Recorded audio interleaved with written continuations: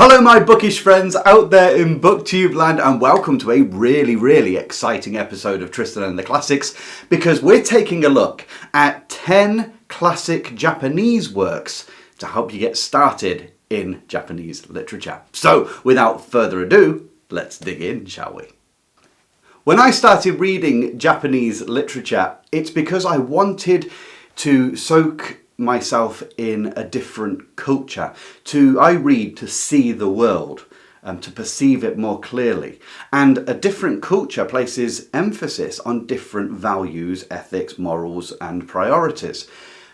And so when we sometimes lack in our Western culture, or wherever you are in the world, we can sometimes look at other cultures and behold a different way of seeing the world, something that's very satisfying. Now, based upon that, that's why I started reading Japanese literature, and I know many of you do the same for the same reason. There's a massive growing interest in Eastern literature. The books I'm going to present to you are those, from what I've read, that really help me see a different way of looking at the world, a deep-seated base from which to perceive everything, which is, you can tell, is different from Western culture. Of course, cultures share very similar things, but priorities are different. What's valued the most, one quality over another, is different from culture to culture. And that's what I think these 10 books will really help you with if you want to get into Japanese literature. And of course, they're all classics, so they've stood the test of time, they've resonated in their area of the world through many generations, which tells you that it touches something core to the culture. So, having said that, let's start the list. In first place is a classic book which I'm told is the novel of Japan. It's not the founding novel, but it's the one that's studied by most high school students and is beloved through all generations. And it is Kokoro by Natsume Soseki. This book is beautiful. I love the writing in this book, and that's a translation, so I can only imagine what it's like in Japanese. In the book, you have a student at university.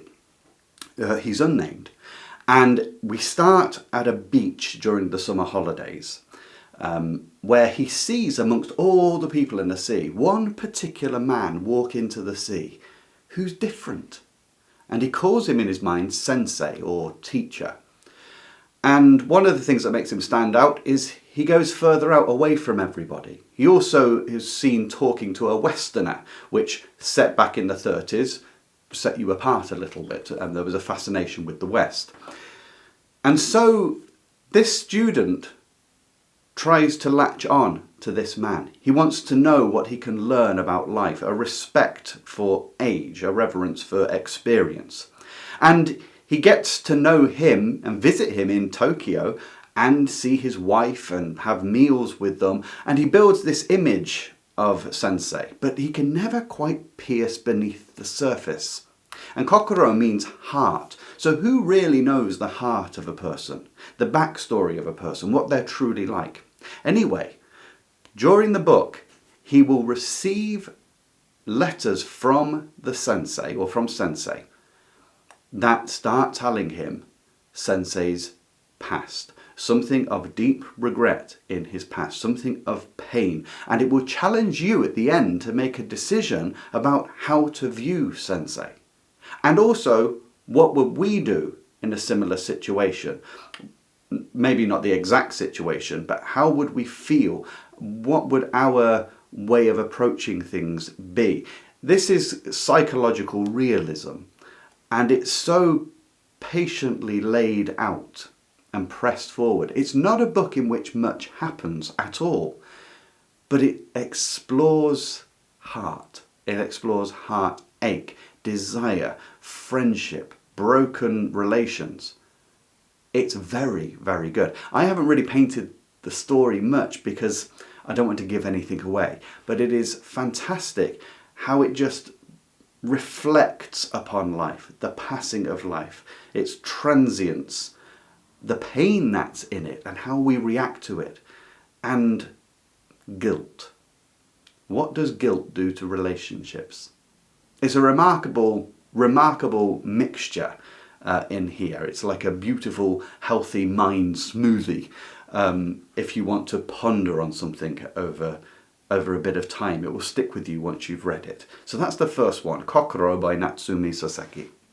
The second book on our list of Japanese classics is Snow Country, just hold it there for you, by Yasunari Kawabata. Now, this book is hard to really pin down, like I find with a lot of the Japanese books. It's very thoughtful, it's extraordinarily evocative. The atmosphere within conversation between two people in this book is exquisite. It's delightful. You can almost be there. You can feel the heating of the hotel room. You can feel the cold of the outside snow. You can sense the winds blowing over the mountain in the distance. It's brilliant. But it's such a quiet book. So, Shimomura is a businessman who's going from Tokyo to a northern hot spring spa town to see a girl called Kamako. Now, he met her before in a previous visit and is going again to have a little tryst with her, I believe, where she's become a geisha. She wasn't a geisha to start with, but she has become one now. But on the way to the town, Shimomura, as the book opens, is leaning with his head against the window of the train. With the electric light in the train, the reflection he sees from the window is the side profile, or just the back and partial side, of a young girl who he thinks is just beautiful. We don't know her name, it gets revealed later. But he loves her shape and he loves the sound of her voice. This book is very much about beauty. Not objectifying beauty necessarily, but just the mental psychic, and by that I don't mean premonitions, psyche, toll of someone who has a deep appreciation for beauty and an instinctive attachment to it. And this young girl is taking care of a sick man, and he's just listening in. Anyway, he gets to the spring town and he meets up with Kamako, who is now a geisha, and she begins to fall for him, even though he's older. And their discussions are so interesting about life, we get to learn Kamako's background, why she became a geisha, why she's living with the people she's living with, which is very interesting. And it slowly builds in the most beautiful setting. And yet, like I say, a lot of this is conversations between Shimomura and Kamako, which just pull you in. There's nothing remarkable about them, but deeply, deeply human. And this is something I find with Japanese classics. They tend to draw very strongly on a sense of being right now and knowing that time is passing. There is a melancholy and a yearning that runs underneath all of this. There's a recognition of imperfection in characters, and yet we sympathise. There's a certain beauty to it.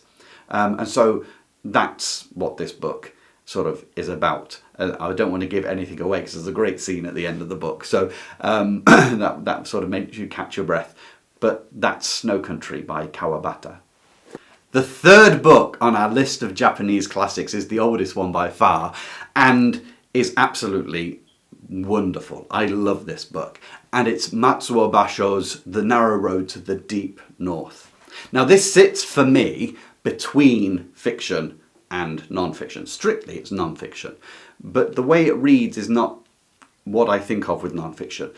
Matsuo Basho is the actual character, the writer's own memoirs, really. He was a Zen Buddhist priest in the 17th century Japan.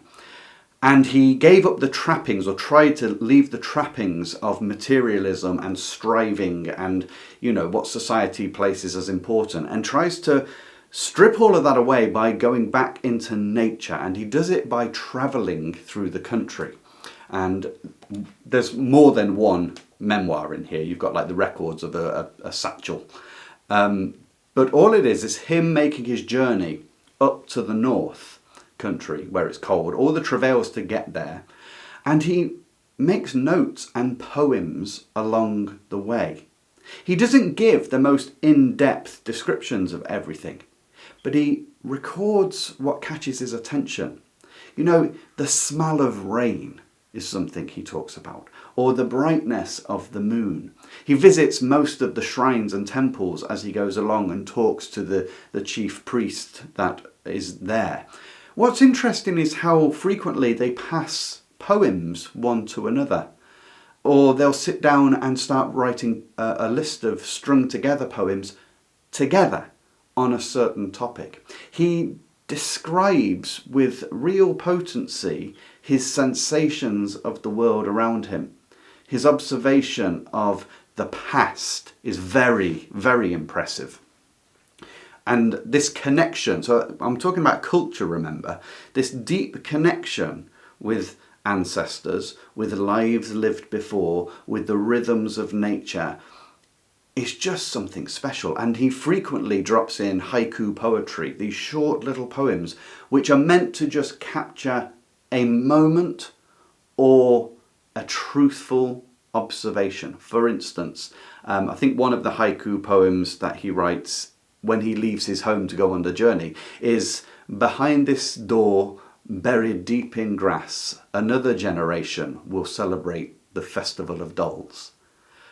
A recognition that he's leaving a place that's beginning to get overgrown, but the places that he once knew there, a new family will come in, and they will celebrate the festivals which have always been going on before. This continuity, this rejuvenation, this melancholy of what is lost to the brightness of something that is coming. And he does this all the way through, along with his travelling partner, Suno, I think his name is, who writes some poetry as well. This is a book you don't read in one sitting. I realised that as I was reading through it. It's contemplative. He's not just travelling to see sights, he's travelling to really become back to nature, one with his environment, recognising that he is a part of everything else. And so I began reading it 1 to 2 pages a day and just thinking about it. Just thinking, how could I be that much more appreciative? So that was the third one, Matsuo Basho's The Narrow Road to the Deep North. The fourth book on our list of Japanese classics is a murder mystery, so we're switching it up a bit. And it's a really good one, by the way. Highly recommend it if you like that genre. It's not the Hunjin Murders, just in case my Patreon viewers are watching and expected that, because we read that in Patreon. It's actually Tokyo Express by Seicho Matsumoto. In America, I think it's called Points and Lines. So, in this story, you start with 2 people, a young couple, pair of lovers, who are found deceased on a beach in the cold of winter. And it looks like they've both taken their own lives together in a lover's pact. There's nothing really much to see here. It's quite an open and shut case. But for senior detective Jutaro of the area and a young gun from Tokyo called Mahari, who gets in touch with him as the only other person who thinks there's something not quite right, almost intuitive and with a tiny couple of clues which don't say there's, a malevolent intent or a killer, but at the same time it just makes you think, this doesn't quite add up. And it's, of course, the perfect gothic setting as a train, as Murder on the Orient Express exposes by Agatha Christie. This involves trains, obviously, Tokyo Express. There's something about receipts on trains that raises a small flag. And you can sense, oh, yeah, I see what they're saying, but at the same time I could easily explain that away. And also a very strange occurrence on a train platform where somebody disappears. But how? In plain sight, by the way. And so the story goes and is slowly unpicked. What I loved about it was the attention to small details, which again seems to be something that I find in all of the books I read from Japanese classics. And attention to little things is almost part of life. So if you just want a good murder mystery, but also get introduced to a culture, I would recommend Tokyo Express. It's a really good read. The fifth book on our list of Japanese classics, I actually picked up from Tokyo Chemist, the YouTube channel Tokyo Chemist. You really should go and watch her. She's fantastic if you want to get into Japanese literature and culture. So this one is called Shipwrecks. It's a while ago I read this, by Akira Yoshimura. It's actually Yoshimura's first book to be translated into English, which tells you that a book is somewhat popular when it starts getting translated into other languages. So in this book, Isaku, I've got his name right, we actually take the perspective of a 9-year-old boy living in a medieval village, one of the islands. And his name is Isaku. He's 9 years old. He lives in pure hardship because it's a peasant village under an austere feudal system. His father, because the family are so poor, has sold himself into servitude in order to get some money for the family that he sends back. And so Isaku is just with his mother and the village. The whole thing is painful. The whole thing is bleak. It's a striving to just exist. It's a little fishing village, so they go out to catch fish to support themselves. They even distill the seawater to make salt, which they can then take along to a bigger town and sell it for a pittance there in order to eke out their living. You've got the rhythms of the village, its religious, its spiritual core, the neighbours, but it's also mute. That's what I find about it. It's not a great deal of talking. It's very introspective. Some very evocative scenes. Isaku when he's on a little rowboat learning how to pull the nets in. But here's the thing. One thing that keeps these villages going in their day, as in all places of the world actually, was the occasional shipwreck, which I think they refer to as Ofune Sama. I think it means bounty of the sea or something. So they make fires on the beach to distill the salt waters, but that fire also can lure in merchant ships. And if a merchant ship breaks in the water, it's not just in Japan that this happened, everywhere. People would kill the sailors so no one could say they'd been shipwrecked deliberately, steal the cargo, and that would keep you going, that would keep you alive. It's just existence. There's a sense of fate in this book, of this is just the hand you're dealt. You were born here, from this lineage, and then everyone just wants to try and survive. However, the big moment comes when Ofune Sama, which Isaku's heard about, happens again, and a merchant ship is blown in on a storm. But is it a blessing or is it a curse? Fantastic what happens. The whole thing builds to that point of hope, that point of maybe surviving a bit longer. The 6th book on our list of Japanese classics is a humdinger, brilliant in my opinion. I love this kind of book. It's by Yasushi Inoue and it is The Hunting Gun. The concept of this book is brilliant, but again, it's got this sense of time in it, sense of guilt, sense of exploring, being really hit by your emotions, by your actions, and in a way that makes you reassess the whole of someone's previous life, it's something that just twists everything you thought. So basically in this book it's focused on 3 letters. A letter from a lover, from her daughter, and from an abandoned wife. The way it starts though is phenomenal, because you have a young man, he's a poet, he meets an old friend from school, and the friend from school has a hunting magazine, National Hunting Magazine, and he says to his friend, sort of out of politeness, would you like to contribute a poem? Interestingly, the poet, he doesn't like hunting, but out of politeness says, okay, I'll write you a poem. And the poem he chooses, or makes, is based on a recollection of a man who was in hunting gear with a gun over his shoulder, walking towards him one day, and he saw his face and read his impression of the man, and then turned round and watched him and made a comment about the hunting gun. The poem's not that important. What's interesting is a bit later, he gets a letter from someone who says, I read your poem in this magazine The man you described was me. I was that person at such and such a place. You captured me well. He said, and I don't know why, but I have 3 letters which I was about to burn. And it makes no sense, but since you saw me, since you caught my emotion of that moment in the day, nothing but the strange sensation, the strange need we have as humans to be heard is motivating me. I'm going to send the 3 letters to you. Do with them what you will. And so a day later, he gets the 3 letters. One is from a lover, one is from the lover's daughter, and one is from the abandoned wife. And it is great. Like, really, really great. The purpose of the book, it seems cultural. It captures now. It captures who we are. It causes us to focus on exactly what we are as human beings, that lives are being lived globally with all sorts going on in them.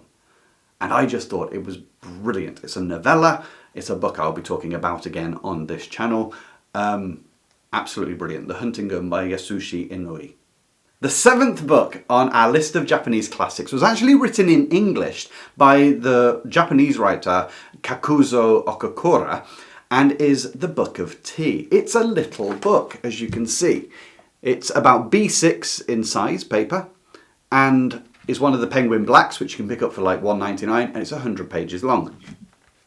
This book is, Okakura is talking about the differences between Western culture and Eastern culture, specifically highlighted by the tea ceremonies of Japan and China. And this cultural way of observing and paying homage to even the small things. Refinement, delicacy, being in a moment, appreciating doing things right. And how much of the West had gone into Japan, and Japan was quick to take on a lot of the scientific, medical, technological inventions of the West, and to start adapting their culture towards it. But one of the only things that the West ever took away from the East was this tea, which became, massive. Obviously the British and their tea. And then he uses that to share how it became a ceremony, how it highlights a different way of thinking. I'm going to just read you one line from very early on in the book which epitomizes this. Those who cannot feel the littleness of great things in themselves are apt to overlook the greatness of little things in others. The average Westerner in his sleek complacency will see in the tea ceremony but another instance of the 1,001 oddities which constitute the quaintness and childishness of the East to him. He was wont to regard Japan as barbarous while she indulged in the gentle arts of peace. He calls her civilized since she began to commit wholesale slaughter on Manchurian battlefields. That's right at the beginning. What he's talking about is how a global power pushes its culture somewhere and sees through only one lens. Because of their power, they think they've got it right, but frequently miss so much more. And I do love, he comes up with the phrase, he says, the East and the West really only connect inside the teacup. And then he begins to express the history of tea, the ceremonies that built around it, the tea rooms that built around it, and the attitudes that it brought out in those who engaged with those things, what it taught about life. I love it because I'm a big believer in the greatness of simple things. That's where much of beauty and contentment reside. So I highly recommend reading this very thought-provoking. It's not brilliantly written, but it's so thought-provoking, and is born, obviously, from a culture which is not the West. The 8th book on our list of Japanese classics is by far the biggest on the list. All the others are accessible also due to their size. Nearly all of them, 200 pages maximum. This one is 500, and it's Junichiro Tanizaki's The Makioka Sisters. This book we read in our Patreon group. And by the way, if you want to join the Patreon group, you can hit the link below. You get extra video or audio through the month, which is exclusive, and we do a book every month as a read along and have a discussion about it at the end. So check out the link below. Also supports my channel, so thank you very much. The Makioka Sisters is a slow book. It was written in serial form. It was actually a book that was banned by the Japanese government. And if you read it, you'll think, why on earth was it banned? Because it's just the story of a group of sisters, 4 sisters, from an upper middle class family in Osaka before the war in the 30s. But we see the different problems of modernity going against tradition and the decline of a way of living. The main character in it, the main sister, is Sachiko, and she seems to be the linchpin to all the others. Yukiko is a young girl who needs to be married, and they want to find someone who is suitable. And you learn a lot about the culture of matching people through this and finding a suitable partner. The cherry blossom trees feature a lot in this, as this idea of time moving, things passing, the melancholy for what is gone, but the beauty of the absolute moment, which I believe there's a phrase for this, mono no aware, I think it is. It's the fleetingness of a moment, but being there. But also the pressures. And what's so beautiful is it's all domestic. And to create an engaging story around domestic troubles where none of the troubles are groundbreaking, none of them are going to affect anyone else on the planet. It's not like you've suddenly been wrongly accused by the state and you're on the run for your life. It's nothing like that. It's trying to find this partner for Yukiko, but then, balancing the other sisters as well. And Yukiko is more modern. She doesn't follow the traditional ways. She wears Western clothes instead of the kimono. She wants to build a business for herself. And I can't say too much because I don't want to give anything away. This is slow, but there's something heartfelt in it, which is just, you read it and you just say, life. I recognise these feelings. And it's interesting to see it through the perspective of women in the 30s as well. The men are hardly ever mentioned. But I can't really express more how to... I'll tell you what, I'll read the back of the book by Vintage, okay? So what do you think of this? Tanizaki's masterpiece is the story of 4 sisters and the declining fortunes of a traditional Japanese family. It is a loving and nostalgic recreation of the sumptuous, intricate, upper-class life of Osaka immediately before World War II. With surgical precision, Tanizaki lays bare the sinews of pride and brings a vanished era to vibrant life. The sinews of pride is very true. This is the thing that causes issues amongst people, as we all have our own personalities. How do you navigate that? The sense of what you should do for family, while at the same time reasonably allowing scope for the individual. And is pure individualism, which comes from the West, really, through this, is that always a good thing, or can it go too far? This sparked quite an interesting debate in Patreon. It wasn't everyone's favourite, but I actually think it's a beautiful book to immerse yourself in a culture. If you want to read Japanese literature to get, novels are brilliant because they paint an entire atmosphere from a cultural perspective. And I found it extremely moving. So there you go. It's Tanizaki's The Makioka Sisters. The 9th book on our list of Japanese classics is a real great work, and it's Silence by Shusaku Endo. This book's been made into a film. It's a really haunting book. This book, if you read it slowly, maybe even muttering it, talking it out, will stick with you because it's quite grueling and bleak in many places, but explores a very interesting side of our character. So, set in 17th century feudal Japan, Christian priests are being forced to recant the faith by the Japanese authorities and to give over information of Japanese people who have taken to Christianity. Now, our main character is Sebastião Rodrigues. He's a Jesuit priest who's been gone over to Japan to find his one-time mentor, Father Pereira, who apparently, it's been said, has apostatized, who has turned from the faith. Now, when Rodrigues gets there with his co-traveller, they try to find the underground networks of Catholic Christians dotted through the villages and the countryside to build their faith, to give them the sacrament, all that kind of stuff. But of course, they have to be on the run as well and on the lookout for the authorities while they try and find this Ferreira. And whenever the authorities turn up, you know, they have to make a swim for it to escape in one scene. And you've got other Christians laying down their life to defend these ones. But the challenge comes because Rodrigues thinks of martyrdom, has always thought of it as something glorious. But while he's there, he finds that it's not glorious at all. This is raw. This is an unromanticized account of someone who can be given and devoted to their faith, but also the inner questions. What happens? It's one thing to not recant when you're being tortured, but what about if you're not recanting can cause suffering to others? What do you do then? This is a moral dilemma issue. It's also how much can the human spirit endure?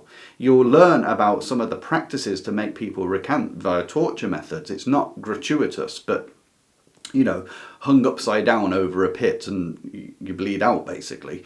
What do you do as the priest? And then, what happens when Rodrigues finally meets Ferreira, his one-time mentor? Has he apostatized? It's a real question about what is true faith, what is true mercy. And even if you strip away all of those trappings, I found myself thinking, how committed are we and have people been through history to what they genuinely hold as the truth, whether you think they're right or wrong? That level of sticking to something and being committed to what you think is right, or have you gone too far? Or it's a very thought-provoking book. You can read this book and not get lots from it. You can read this book and get loads from it. This is a real book which I find is interesting, but more is a good book to test what you are as a reader by how much you get out of it. It doesn't necessarily mean you have to enjoy the book, although I did. I found it very haunting, and I've still got very distinct atmospheric senses from that book. Normally windswept and rainy, but nonetheless. So there's the 9th book, Silence by Shusaku Endo. A really, really good book. The 10th work on our list of Japanese classic works is an essay by Tanizaki, the same writer who wrote the Makioka sisters, a deeply thoughtful and philosophical writer. This work is called In Praise of Shadows, and it's a contrast to the West and the East again, giving you a really, I was mesmerized by this, a really deep insight into a different way of looking at the world. The reason he calls it is In Praise of Shadows is he says the West tends to constantly strive in its advancements in a way of thinking of seeing the light, of getting clarity, crystal clear. He says, but the East has also an appreciation of the subtle and the shadowed. Not necessarily so clear, so pristine. One of the topics he talks about, the ideas, philosophical ideas, is sabi. You may have heard of wabi-sabi, a style of living for some, but it's actually a philosophical idea. The idea of almost perfect imperfection, that things are imperfect. And Tanizaki asked this very intriguing question. He says, quite rightly, Japan took on advancements from the West. Why wouldn't you take on medical advancements, technological science, all that? Why wouldn't you take? Of course you do. He says, however, I do wonder.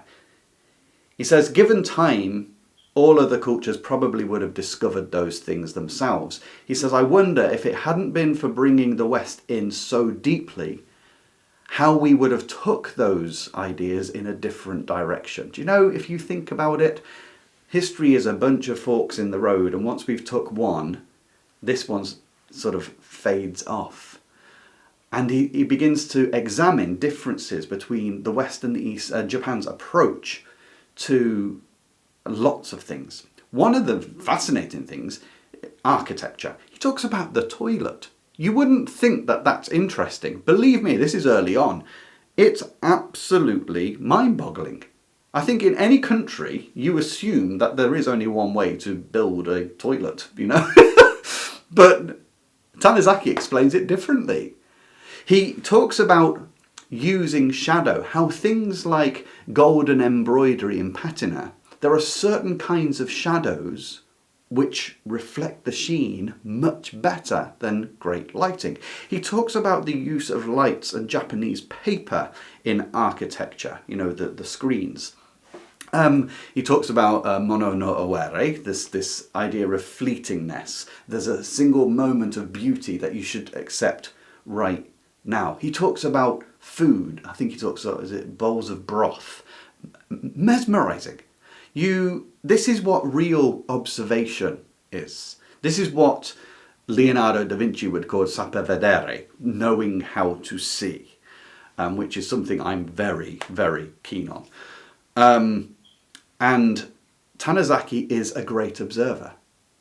He looks carefully at the things most of us would overlook in the day-to-day. And not only that, because he's familiar with the West, he weighs the two. He's not saying one is better than another. What he is saying is maybe taking on all of the West too far because of their achievements, we miss out on some of the great subtleties, the great depth, some of the mystique, the attachment to nature, because the West is very, in its modernity, you know, industrial and technologically driven. You will love this. This is 73 pages about. I recommend you don't read it all in one sitting. That's not what an essay is written for. An essay is written because it's thought, clear, outlined thoughts. Actually, this one's not just clear. It's got the shades of some unfinished ends in this essay, but it's there because the author is sharing something with you. Take this little section by little section, starting with the difference between the toilet in Japan and in the West. That was just something else. If something can demonstrate that cultures are different, that has to be it. Because if it's something fundamental as that, you know you're approaching the world in a different way altogether. I'd never thought about it, because being in the West, it's the dominant paradigm, isn't it? We're often shut off from other ways of thinking. And so there you go. That's the last one. Really, really, really fascinating, interesting. In Praise of Shadows by Junichiro Tanizaki. I hope you have enjoyed this list as much as I have in making it, and of course in reading them. You may have noticed that, unlike a lot of other videos, I've struggled with explaining the stories clearly in these books, and it's partly because they're so thoughtful. They're the kind of books I love, that make you think deeply, that turn you inward, or stop you thinking about your everyday outside world, like your work and family, and make you pay attention to the natural world, its permanence compared to our very fleeting moment in time. And also capturing moments right now, and emotions, being aware of them right now, that you may never ever feel again. You know, that's why these books are on this list, because to me, reading all of them, they build up a sense, and of course I'm no expert in Japanese literature at all, I'm not the most widely read, but these 10 altogether put me into a frame of mind that is different to what I'm used to. And that is what reading literature really is all about. The more you can see the world from different angles, the better it is. The more luxurious, the more beauteous, the more bounteous its gifts are towards you. We've just got to see it from different angles. So, until the next time, I wish you joy in whatever you read.